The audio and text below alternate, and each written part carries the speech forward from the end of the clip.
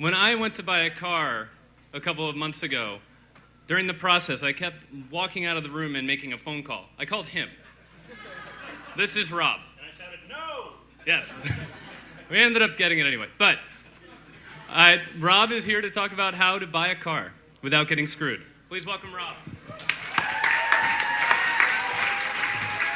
All right, thanks. I think that Brady asked me to do this talk because I may be one of the few people on the planet that actually really enjoys buying a new car. It's kind of one of the few examples of bare-knuckle boxing negotiation left on the planet. Everyone's generally pretty nice. So here, the first thing that I want to talk to you about is give yourself a lot of time. The dealerships are counting on you being rushed, on you not having enough time. Give yourself at least 2 weekends. This is going to give you enough time to pick out a car and go through a couple rounds of negotiation with a dealership.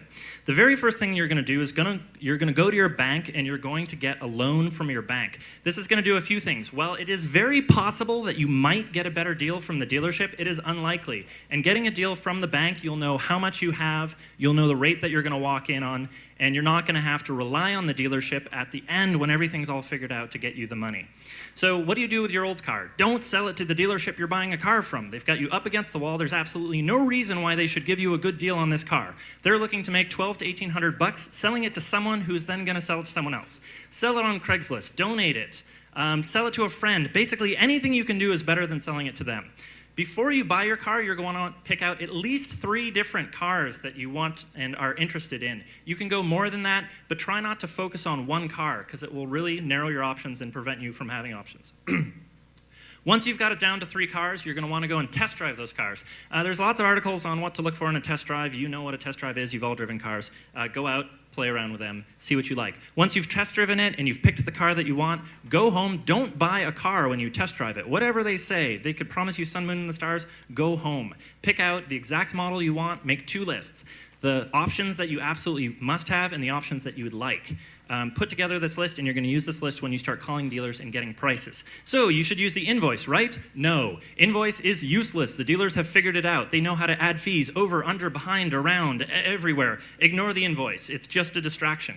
The thing that you really want is competitive bidding. It's the only way that you're going to get the best price. Call 8 to 10 dealerships and tell them, I'm really interested in buying this car today. Can you give me a price? I'm doing competitive bidding. They will say, we don't do competitive bidding. And you'll say, if you give me the best price, I'll come down and buy it from you today. And they'll say, let me give you a call back.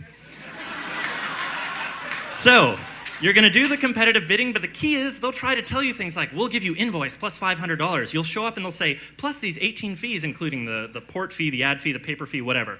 When you're doing your bidding, get it the drive it off the lot price. If I were to write you a check today, what is the final price with all of your ads onto there?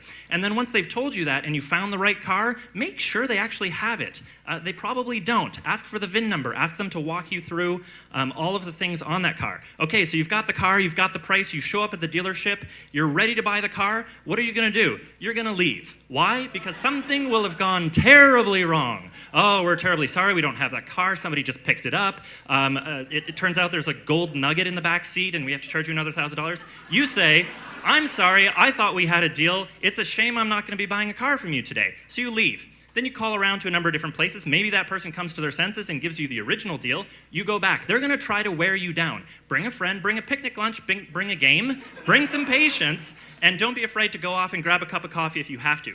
During this process, they will stick to your guns. If it seems weird, it is. I've had people say, here, sign this as-is slip.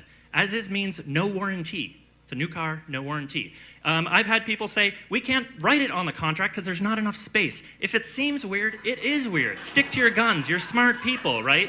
However, you're going to feel like an asshole because you're going to feel like the one person they're going to say, really? Because everyone signs this as-is slip. What's your problem? Right? Stick to your guns. Don't worry about it. You'll feel like an asshole. That's normal. It means you're doing it right. Okay. Don't sign anything until you're done. They're going to keep trying to put things in front of you and have you sign it. Do not sign a single thing until the very end, all the way at the end, and you have everything lined up and the price is there and they've got the keys and you're going to do it, and make sure everything is in writing. Okay, so you've got the price locked. Now you're going to go into the back room. The back room is the ninja salesperson who has worked their way up to the highest margin room in the building. This person is smooth, they're suave, they're skilled. They'll tell you about all the beautiful Carnauba wax and extended warranties and tire rotations and all this fantastic things that just sound so good.